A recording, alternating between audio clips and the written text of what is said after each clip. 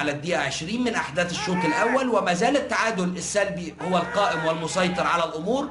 والسقوط على الأرض، جعفر، خطيرة من جعفر، جعفر وجوه جول الهدف الأول لنادي إنبي. بقول لحضراتكم اختراقات أحمد جعفر بتبقى في منتهى الخطورة، وبالفعل استغل التقدم اللي فات وعدى ومر أحمد جعفر بمهارة عالية قوي من ناحية الشمال عشان يبقى الهدف الأول لنادي إنبي. سجلها اللاعب اللي في الصورة أمام حضراتكم محمود قعود رقم 20. ادي اعادة للهجمة والقصة والحكاية كلها من اولها.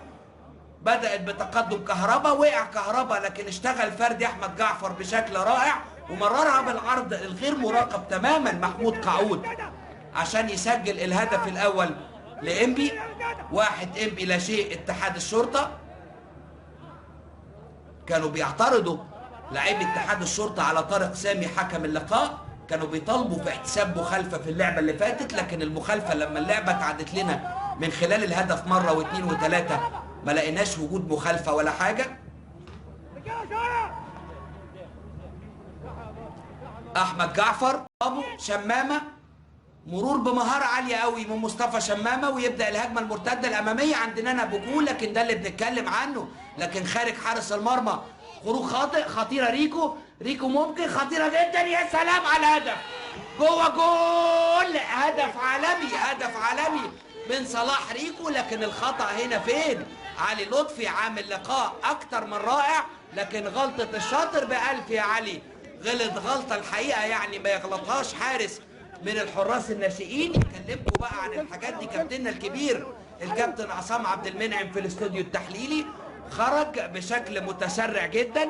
ادي اللعبه وادي الاعاده، وصلاح ريكو حاططها ايه بالمقاس.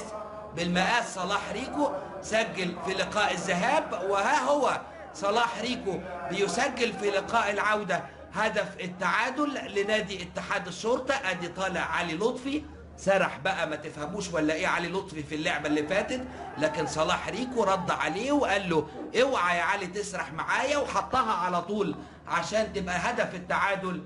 ادي لكن الهجمه بامانه شديده جدا من بدايتها من عند مصطفى شمامه، كان مر بمهاره عاليه مصطفى شمامه في اللعبه اللي فاتت. ادي اعاده لانه هدف رائع، هدف مش هنكون بنبالغ لو قلنا لحضراتكم انه هدف بمواصفات عالميه. عموما النتيجة تصبح 1 إنبي 1 اتحاد الشرطة. هنتابع مع حضراتكم. ادي علي لطفي معانا، مخرج اللقاء هشام عبد الودود على طول. انه خطأ يعني يكلف فرقته كتير، خطأ مكلف فرقته 3 بونت. ما هي المشكلة كمان بقى دلوقتي بالنسبة لإنبي